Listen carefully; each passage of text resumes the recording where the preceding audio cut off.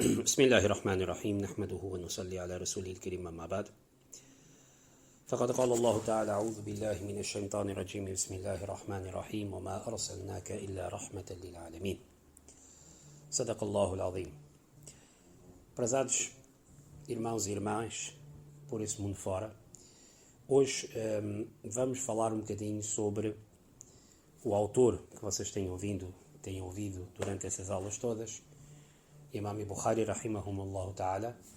Quem foi e como é que ele escreveu e como é que ele chegou a falar sobre este livro Sahih al-Bukhari.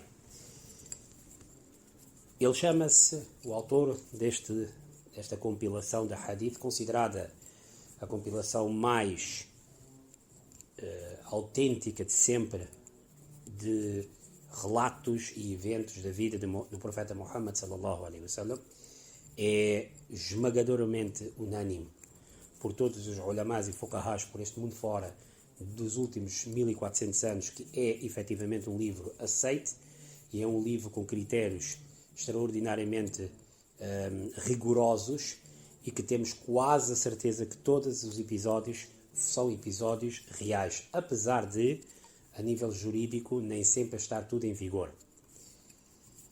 Quem foi Imam Bukhari rahimahumullah ta'ala? Nome chama-se, ele é conhecido no mundo dos teólogos como Muhammad bin Ismail bin Ibrahim bin al-Mughira bin Bartisba al-Kuhfi al-Bukhari, oriundo de Uzbequistão. Portanto, vejam que o autor de uma das maiores obras de Islam, de eventos, de hadith de Nabi Karim sallallahu alaihi wasallam, foi um homem de Uzbequistão. O que mostra que Islam é para todos, não é só para uma etnia ou uma nação ou um país. Ele, portanto, os pais chamava-se Ismail, o avô Ibrahim, e o bisavô era Mughira, al-Mughira, que foi um sahabi, foi um homem que conviveu com o profeta de Allah sallallahu alaihi wasallam e esteve presente na conquista dos muçulmanos da zona de Khurasan. Khurasan, que é, podemos dizer hoje em dia, o Irão e Afeganistão e tudo mais. E eles eram persas. Portanto, Imam Bukhari rahimahumullah ta'ala era de origem persa, falava persa e, portanto, não era árabe, apesar de ter sido um extraordinário scholar da língua árabe também, mas originalmente ele era persa.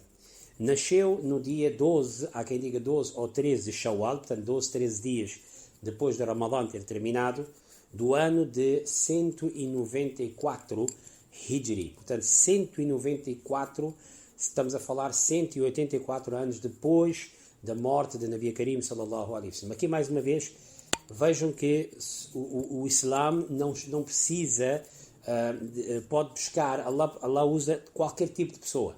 184 anos depois de Nabi Karim sallallahu alaihi wasallam ter falecido, nasce este rapaz que iria fazer uma das maiores obras de sempre, que mostra que cada era, cada geração, Allah usa as pessoas. Não é preciso ser a geração logo a seguir, pode ser uma geração muito mais à frente, e a história está cheia desse tipo de exemplos. Bukhara era a cidade de onde ele vinha, portanto, Bukhara era uma cidade que na altura não era conhecida pela religião, pelo Islão. Portanto, quem deu nome à cidade de Bukhara e quem tornou a cidade de Bukhara famosa acaba por ser mesmo Imam Bukhari, até porque naquela época a Bukhara era uma cidade onde era conhecida pelo seu comércio, pela ida de comerciantes que vinham e passavam para aquela zona do mundo. Ele perde o pai muito cedo, tal como Nabi Karim sallallahu alaihi wasallam perde o pai antes de nascer. Ele perde o pai muito cedo e tem uma mãe que é extraordinariamente importante na vida dele e no facto de ele tornar-se quem foi. Mais uma vez fica provado que uma mãe piedosa, uma mulher piedosa é, portanto, uma chave para o futuro de uma nação, porque são elas que realmente trazem e dão e conseguem, portanto, criar filhos e preparar e educar filhos que amanhã podem ser importantes para o mundo inteiro. Apesar de o pai ter sido, portanto, o pai também foi, pelo que nós constamos nos registros, tinha sido um homem também muito virtuoso, um homem muito bom, e um homem que era efetivamente muito rico. E, portanto, com a morte dele, Imam Bukhari, rahimahumullah, teve direito a uma herança, e isso fez com que ele não necessariamente teve que trabalhar ou sofrer muito com a propagação de dinheiro ou tudo mais. Portanto, ele tinha uma vida razoavelmente equilibrada e boa, devido ao facto de o pai ter deixado a ele uma herança bastante boa, mas diz-se mesmo que o pai dele tinha sido conhecido por ser um homem que, apesar de rico, ele era conhecido por ser um homem que jamais tinha ganho algo de haram. E mais uma vez aqui mostra: pais efetivamente virtuosos conseguem trazer ao mundo filhos que amanhã podem ser extremamente virtuosos e bons, e nós temos que muitas vezes ter esta consciência que as nossas boas ações, apesar de aparentemente parecer que não são nada, fazem efeito sobre os nossos filhos, e muitas vezes esses filhos acabam por herdar isso de nós e beneficiar muita gente lá fora. A mãe, conforme expliquei, portanto, viu nele uma grande luz. Ela realmente tinha percebido que o seu filho, Mohammed Ismail, tinha, na realidade, um bom futuro nesta área. Conta-se também que ele tinha perdido os olhos, portanto, Imam Bukhari tinha se tornado cego mais ou menos a partir dos 3 anos de idade, e durante 2 ou 3 anos manteve-se cego. Há relatos que dizem que ele até ouvia a mãe a rezar o Corão Majid, e grande parte do Corão, outros até dizem que o Corão inteiro ele conseguiu memorizar só ouvindo a mãe a rezar, porque a mãe rezava muito, muito Corão. E também diz-se que a mãe, durante anos a fio, desses 2, 3 anos enquanto ele esteve cego, não parava de fazer a sua oração de tahajjud, que é a oração da noite, no meio da noite, que era sunnah, a pedir, a chorar, a suplicar que Deus desse a Imam Bukhari olhos, a visão de volta, para que ele pudesse usar esta visão para o ensino e para o conhecimento e para a divulgação do Islã. Diz-se que ela, uma certa noite, teve um sonho que Ibrahim alayhi salatu wassalam veio ter com ela no sonho, disse que, olha, Allah aceitou as tuas súplicas imensas e devolveu a visão ao teu filho, ao que ela, quando acorda, foi ver, e na realidade o filho tinha voltado a ler. E dizem que Allah deu a Imam Bukhari, a partir daí, uma visão tão boa, graças ao du'a da mãe, e que mostra também o du'a que os mais velhos dão, são extremamente necessários. Aqui é uma série de situações que o hadith vai trabalhando, e nós estamos a ver aqui em vida real da vida de uma pessoa as necessidades de ter du'a, de ter alguém mais benevolente em cima de ti, que possa rezar por ti, que possa efetivamente tomar conta de ti. Essas coisas são importantes. Nós não podemos pensar que sozinhos vamos chegar ao Jannah. Nós não vamos chegar sozinhos ao Jannah. Sem o du'a das pessoas, sem o apoio das pessoas, sem o du'a, sem realmente o rahmat, naturalmente, de Allah, e sem o tawajjuh, e sem, portanto, a ligação com o profeta de Allah, sallallahu alaihi wasallam, nós não chegaremos lá. Desenganam-se aqueles que pensam que vão chegar lá pelas suas ações sozinhos, estão a ser enganados pelo shaitan.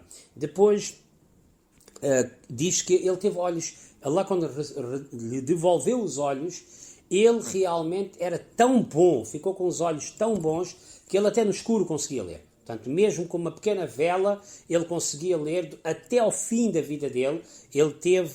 Allah tinha-lhe dado a ele uma visão, tinha ouvido o du'a da mãe dele e tinha-lhe dado olhos melhores do que aqueles que efetivamente ele tinha a pedir. Imam Bukhari, rahimahumullah, até diz que teve uma vez um sonho, e portanto a vida que ele toma a partir daí, a mãe lhe emprega para o trabalho do din e para o ensinamento da religião.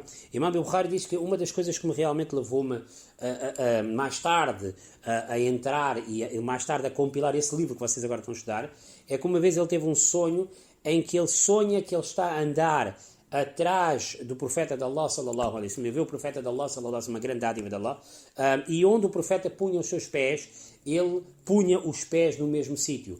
Basicamente isto está a explicar que ele iria seguir o profeta de Allah sallallahu alaihi wasallam step by step, e portanto isto foi o primeiro sinal que ele recebe de que ele mais tarde iria fazer um trabalho imenso onde milhões de pessoas iriam beneficiar.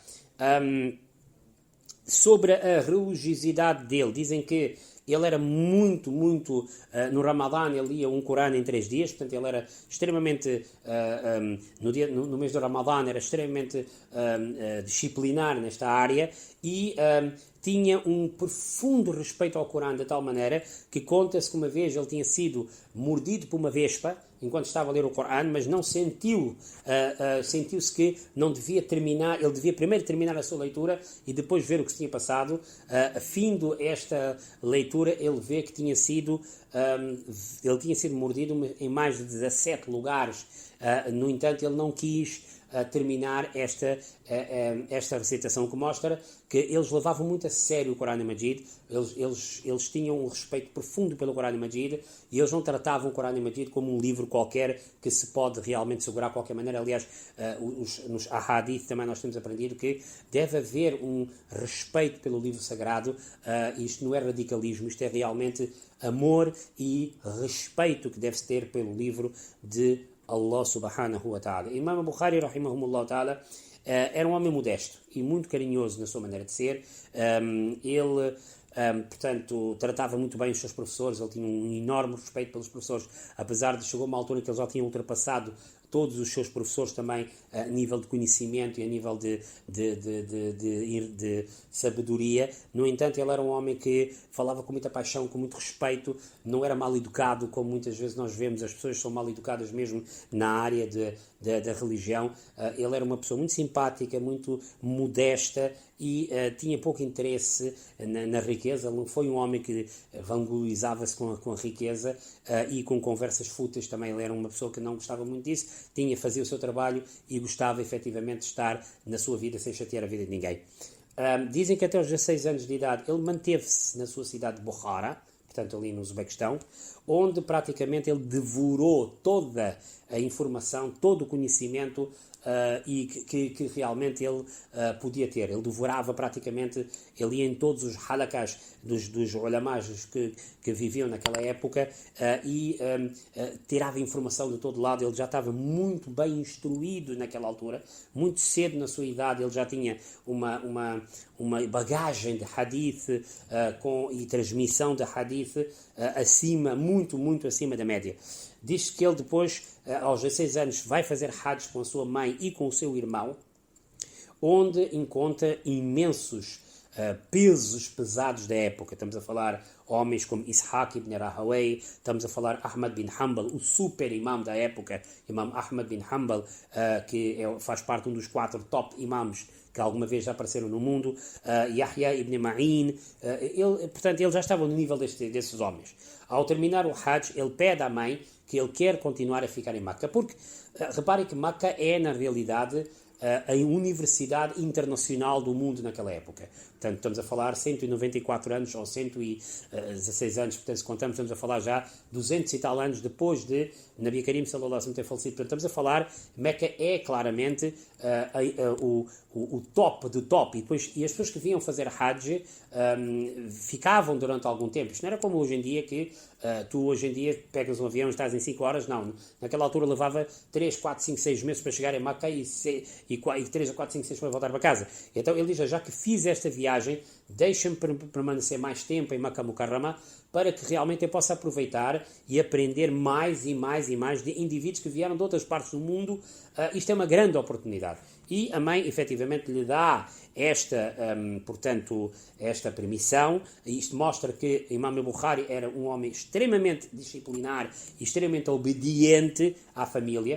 Apesar de já ser, em Bukhari, ele já era uma estrela pela extraordinária capacidade que ele tinha de ler hadith e de memorizar, mas, mesmo assim, ele não deixava, efetivamente, a fama chegar à cabeça dele, e ele pede, portanto, à sua mãe. A mãe, naturalmente, dá-lhe essa permissão, E então ele, portanto, fica grande parte do seu tempo em Makkah Mukarrama, em outras super cidades como Bagdade, e só no final de vida dele é que ele regressa a Bukhara. Iremos contar como é que isso acontece. Aos 18 anos de vida, portanto ele tem 18 anos, é um miúdo ainda, ele escreve o primeiro livro dele, chamado Ilm al-Rijal. Ilm al-Rijal, basicamente, é um livro de 9 volumes, onde ele fala sobre, basicamente, os narradores de hadith, dos homens que efetivamente falavam, que narravam o hadith. Imaginem, a sallallahu alaihi wasallam dizia um sahabi dizia ao seu aluno, o seu aluno dizia ao seu aluno. E Imam Bukhari, rahimahumullah, de todas essas transmissões, falava sobre cada um desses indivíduos. É um volume, isso mostra que aos 18 anos ele tinha um conhecimento profundíssimo, não só do hadith, mas também de toda a transmissão e da maneira como uma transmissão deve ser feita, como é que se deve, efetivamente, pegar num hadith e passar por outro e passar por outro. Portanto, isto mostra como é que ele era, já com 18 anos, ele já era um mestre, efetivamente, desta área. Diz-se que uma vez ele visita Imam Dakhili, rahimahumullah, outro grande alim da época, e quando ele só tinha 11 anos, esta é uma das histórias que realmente ficou conhecida dele, foi quando ele tinha 11 anos, ele senta-se numa aula de Imam Dakhili, rahimahumullah, e este senhor, Imam Dakhili, está a dar aulas de hadith. Então, estão centenas de alunos a escreverem, e ele só está ali sentado. Ele tinha sido dotado de uma autêntica memória fotográfica. Ele não escrevia praticamente nada.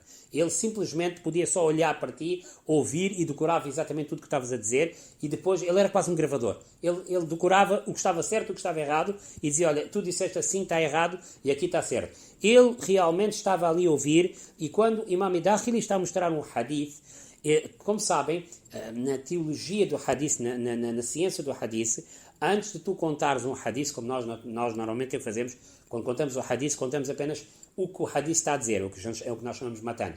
Mas há uma coisa que chama-se sanad, que é de onde é que este hadith veio, quem disse, quem contou, para quem contou. E portanto, isto chama-se sanad. Então ele mostra um sanad dizendo que um senhor chamado Sufyan ouviu de Abu Zubair, que ouviu de Ibrahim. E depois conta o hadith.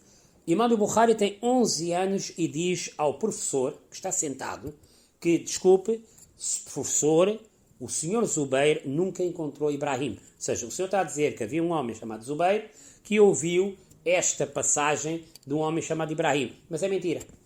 Porque este senhor Zubair nunca encontrou com este senhor chamado Ibrahim.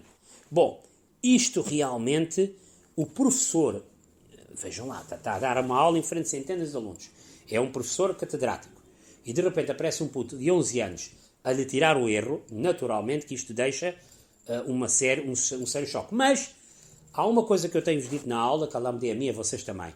Nós temos que ser humildes.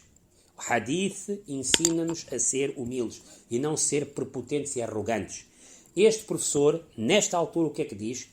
Em vez de dizer, estás armado em parvo, estás-me a ser... Não. Ele simplesmente diz, olha, calma lá, eu vou verificar se está correto ou não.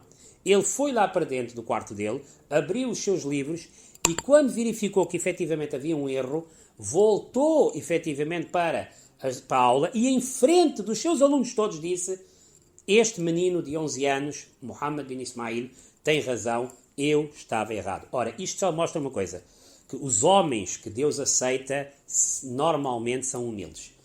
Não se sentem diminuídos só porque realmente foram chamados a atenção. É uma grande lição para todos nós.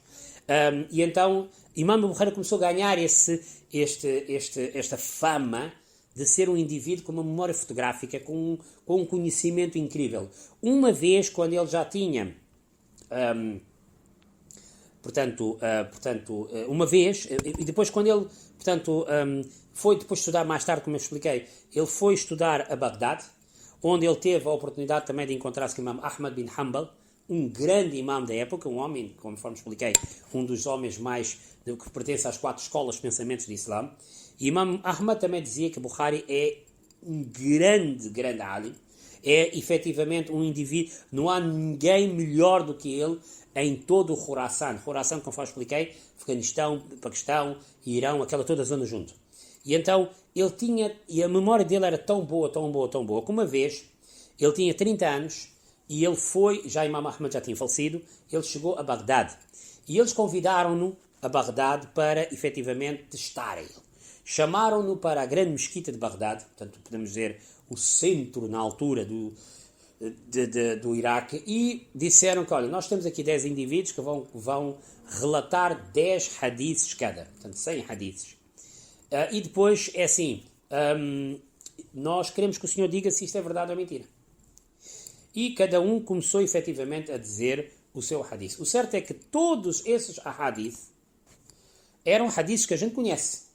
Só que Imam Bukhari, rahimahumullah ta'ala, eles, antes de contar o hadith, diziam aquele fulano disse aquele fulano que ouviu o profeta dizer isso. Todos esses 100, Imam Bukhari foi dizendo, nunca ouvi.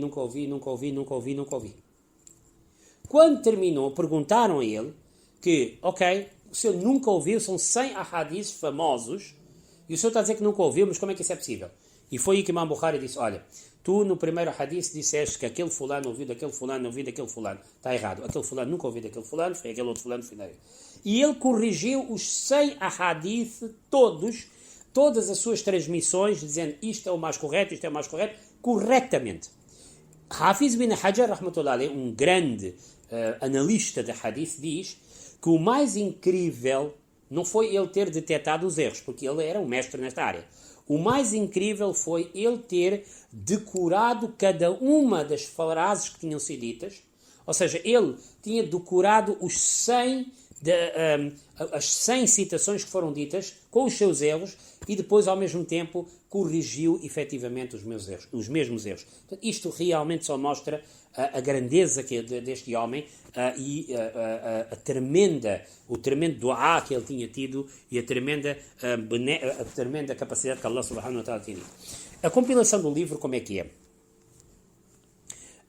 Ele teve outro sonho, portanto, ele continuava a ter sonhos durante a vida dele, em que ele diz que, quando ele era jovem, ele viu uma vez o profeta de Allah, sallallahu alaihi wasallam, num sonho, e que ele estava em frente e estava a afastar os mosquitos que estavam a cair em cima do profeta. Portanto, ele estava ao lado do profeta, ou em frente do profeta, e havia mosquitos a andarem para o lado, então ele estava a afastar esses mosquitos. Este também mostra realmente que os mosquitos são aqueles parasitas, efetivamente, que mentem, e aqueles ahadith, e aquelas pessoas que, efetivamente, muitas vezes usam o profeta de Allah, sallallahu alaihi wasallam, para seus interesses pessoais, e, em outras palavras, o sonho estava a dizer que ele seria um daqueles homens que iriam ajudar a afastar esse tipo de parasitas. Ele, uma vez, estava, efetivamente, isto foi a segunda situação que aconteceu. A terceira situação que acontece foi que ele está sentado com Ishaq ibn Rahway, um grande imam da época, e o imam diz, uma vez na aula, que era bom, efetivamente, era uma grande ideia, se nós um dia compilássemos um livro só com aqueles ahadith que são 100% fidedignos. Mas, ou seja, 100% sahih significa em árabe livros que não têm dúvida nenhuma que sejam verdadeiros. Naturalmente há muitos outros ahadith que têm alguma mínima dúvida, mas um sahih é um hadith que não há dúvida nenhuma. Ou seja, há 100% tem todas as categorias, tem todos os condicionalismos que são necessários.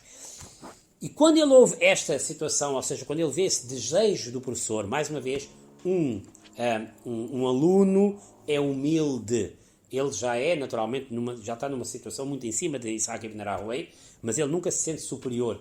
E aqui o professor, a pedido do professor, ou o desejo do professor, ele começa a perceber que, não, espera, eu devo começar a fazer isso. E ele começa, efetivamente, esta obra queria deixá-lo para sempre a ser lembrado pelo mundo inteiro.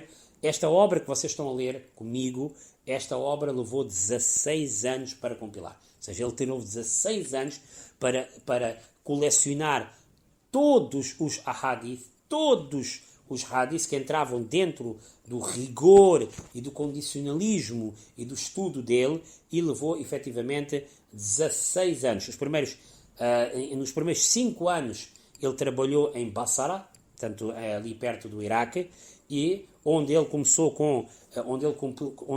pegou nos 600 mil ahadith que ele tinha decorado. É incrível os números. E depois nestes 600 mil que ele tinha decorado, naturalmente foi filtrando. Os primeiros 5 anos ele os passou em Basra, e depois, no final, os outros 11 anos, ele mudou-se para Medina Munawara para terminar este livro, o que mostra que, a razão que ele faz isso é porque ele realmente vê que nada melhor como o Baraka da cidade de Medina Munawara. Isto também mostra que o Imam Bukhari, rahimahumullah ta'ala, era um homem que também acreditava na bênção, acreditava na nostalgia, acreditava no Baraka também. Não era um homem não era um homem que, portanto, só queria saber teoria, não queria prática. Não, ele era um homem muito prático. Ele era um homem que também sabia que o Baraka de Nabi Karim sallallahu alaihi wasallam, Medina Munawara, era efetivamente muito importante. Hoje em dia há muita gente que fala em nome dele, mas que não tem Baraka nenhum na vida, e desvalorizam também a vida do profeta, desvalorizam também a cidade de Medina Munawara, que Allah nos proteja. E ele, a partir daí, dizem que, portanto, ele era de tal maneira cuidadoso que sempre que escrevia um hadith novo, como sabem, Sahih Bukhari tem sensivelmente 7.254 ahadith, as histórias, que depois são repetidas várias vezes durante o livro. Sempre que ele punha um novo hadith, ele ia perto do Rawda Mubarak, ou seja, ia perto onde o profeta de Allah sallallahu alaihi wasallam está a dormir, e tomava banho antes, fazia wudu, tomava banho e sentava-se, fazia 2 rak'ah de salah a pedir ajuda, e depois escrevia o hadith. Dizem que várias vezes ele teve sonhos em que o profeta de Allah sallallahu alaihi wasallam também lhe chamou a atenção que, olha, faz assim, faz isso. O que mostra que há aqui um misticismo também, e também há aqui um rigor de disciplinar também. O Islã tem um pouco dessas duas coisas, não é só teoria, como muitos grupos hoje em dia, praticamente, porque só leem alguns livrinhos, fazem, mas também tem a sua parte mística também, mas também tem a sua parte de disciplina. Ele era, portanto, ele era um homem, mas para Allah ter escolhido ele, não foi só pela capacidade fabulosa que ele tinha, foi também pela maneira dele ser. Ele foi um rapaz que ele levava a sério o Islã, não era só quando interessa. Dizem que um dia, quando ele era muito jovem, para vocês terem um exemplo de como é que ele foi, portanto, por detrás do homem há também a ação, há a maneira. Allah escolhe as pessoas pelo seu caráter, porque de resto uma pessoa pode ser extremamente boa. No caso dele era muito, muito inteligente e muito sábio, mas não foi só isso que chegou, foi também o seu caráter. Dizem que uma vez ele tinha na sua mala 10.000 dinares. 10.000 dinares são 10.000 moedas de ouro, e ele estava num navio. E ele no navio estava lá, quando de repente ele estava no navio, portanto ele estava a viajar de um sítio para outro, e aparece um indivíduo, para vocês verem que ele tinha muito dinheiro. O pai, Allah tinha deixado ele com muita, muita riqueza. E ele estava a conversar com um homem, e o Imam Bukhari era uma pessoa muito ingênua, não tinha maldade no coração, disse, sim, eu tenho aqui nesta mala 10.000 dinares e tal. E este homem, ao ver isso, disse, fogo, eu quero ficar com este dinheiro. Portanto, era uma pessoa má. E ele foi, no dia a seguir, foi dizer ao comandante que, olha, eu tinha uma mala com 10.000 dinares, alguém roubou. Portanto, ele arranjou uma maneira de ver se sacava o dinheiro do Imam Bukhari, rahimahumullah.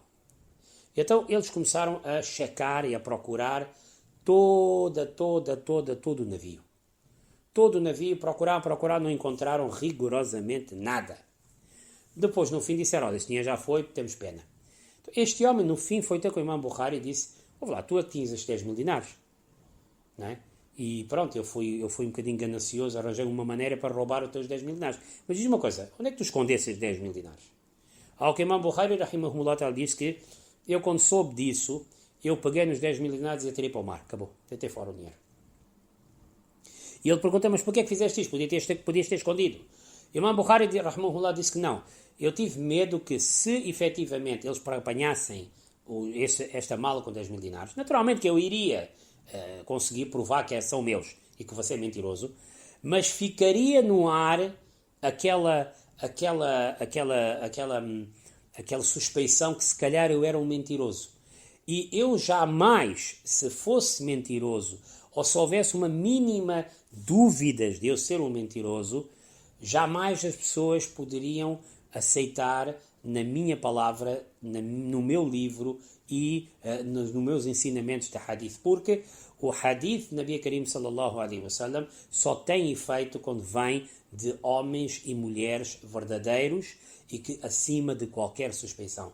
E se eu realmente estou a escrever um livro que realmente só aceito aquele homem e aquela mulher que são 100% credíveis, eu próprio tenho que tomar conta da minha credibilidade. Ou seja, em outras palavras, Imam Bukhari rahimahullah estava a dar um ensinamento para todos nós, que é, se nós queremos amanhã fazer um trabalho, nós desde já temos que ser pessoas tão corretas que não haja suspeições que nós somos, que teremos outros interesses ou outro tipo de situações. Ele, naturalmente, conforme expliquei, ele era especialista em muitas áreas. Ele era um homem que não era só bom na parte de hadith, mas ele era bom quase em todas as áreas. Ele era um mestre em todas as áreas. Mas, como sabem, os homens grandes, as mulheres grandes, as pessoas famosas grandes, naturalmente muita gente ama a eles, mas essas pessoas também ganham muitos inimigos. E Imam Bukhari não foi exceção. Como sabem, infelizmente, quem mais faz mal a ti serão sempre os teus. Ele, naturalmente, houve muita gente que começou a ter inveja. Muita gente começou a não gostar dele, e dentro disto também eram homens e que também eram da área do ensino. Portanto, como eu digo, muitas vezes Shaitan ataca a todos. Dizem que ele era, portanto, já com 21 anos ele já era famosíssimo. Já muita gente realmente gostava dele, mas também houve muita gente que efetivamente não gostava dele. Dizem que o próprio Imam Muslim, ele costumava ir para Neysabur, portanto uma zona ali perto também da Rússia, onde encontrou com o Imam Muslim, rahimahumullah ta'ala, que é considerado o número 2 depois do Imam Bukhari, que também falava muito bem dele, que também realmente falava dele, mas quando realmente ele começa a ganhar muita fama, e quando praticamente grandes homens começam a falar sobre ele, a dizer que ele é efetivamente um grande homem, naturalmente houve muita gente que começaram a espalhar boatos sobre ele. E um dos boatos que começaram a espalhar era que Imam Bukhari era um Mu'taziliya. Mu'tazila era um grupo na altura, que na altura eles eram considerados, foram uma seita que vieram, portanto, que tinham bebido da filosofia grega e que tinham, numa primeira fase, eles eram rebeldes e mais tarde eles iriam a ser um dos califas abássitas, iria, portanto, aceitar essa filosofia, e depois podemos dizer que uma das primeiras grandes inquisições dos muçulmanos contra muçulmanos foi feito por esses indivíduos que tinham uma filosofia um bocadinho fora do normal. Um dia, inshallah, podemos falar um bocadinho mais briefing mais detalhadamente sobre eles. E, infelizmente, hoje em dia, muitas das filosofias deles já estão a voltar nestes novos grupos que andam na internet e que andam, efetivamente, a envenenar a cabeça dos muçulmanos também. E então começaram a dizer, e Imam Ahmad bin Hanbal, um dos grandes líderes também e um dos grandes mentores de Imam Bukhari, também tinha morrido por causa dessa gente. Eles começaram, os inimigos de Imam Bukhari começaram a lançar rumores que Imam Bukhari também era apoiante desses rebeldes. E o certo é que Imam Bukhari, rahimahumullah ta'ala, quando começa a haver esse tipo de ataques, resolve deixar, passado 40 anos depois de ter deixado a sua cidade natal, volta para a sua cidade natal, para Bukhara, porque percebeu que já não tinha, efetivamente, condições para viver em outras partes do mundo. Dizem que quando ele chega a Bukhara, o governador, efetivamente, da época, naturalmente ele foi recebido com pompa e circunstância, porque ele era um homem famoso e a cidade tinha ficado famosa por causa dele. E o governador da época tinha dito que, olha, tinha pedido a ele para dar aulas de Islã em privado para os seus filhos. Portanto, ele disse, olha, eu sou um homem muito rico e tal, então eu gostava que o senhor viesse à minha casa e desse aulas aos meus filhos. Imam Bukhari disse que eu não quero esse tipo de situações. Não há aqui menininhos ricos e menininhos pobres. Eu dou aula na mesquita. Quem quiser vem, quem não quiser não vem. O governador tentou, insistiu, tanto insistiu, o Imam Bukhari não aceitou. E então ele próprio também, Shaitan entrou dentro dele e ele também começou a espalhar esses mesmos rumores sobre Imam Bukhari, lançando, é tipo o Correio da Manhã, portanto, começaram a lançar informações erradas sobre ele, e o certo é que começaram a dizer que ele dava fatwas errados, começaram a criar histórias sobre ele. Imagina, a própria cidade está a virar contra o próprio homem. Ele também, de tal maneira, uma vez, quando ele já tem 60 anos, inventaram tantas mentiras sobre ele, que ele até com 60 anos, vejam, ele é atacado por alguns homens que lhe agrediram também, e isto deixou-lhe muito magoado. Muito magoado, ao ponto de ele efetivamente diz que eu vou-me embora daqui, eu não quero ficar mais nessa cidade, e todos aqueles que efetivamente fizeram mal comigo, Allah subhanahu wa ta'ala vai tratar deles.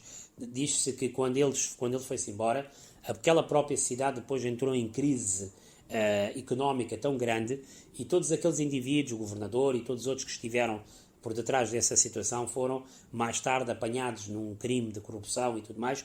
Enfim, uma coisa é certa, a gente quando brinca com os amigos de Allah, mais uma lição da vida dele, que quando tu brincas com os amigos de Allah e ofendes e insultas os ulamás e fuqahás, como muitas vezes a gente vê de indivíduos que dizem que são muçulmanos e seguem Islã à letra, mas que depois humilham e insultam os outros ulamás, nós devemos ter cuidado. Nós devemos ter cuidado, porque os amigos de Allah, Allah subhanahu wa ta'ala não permite esse tipo de situações.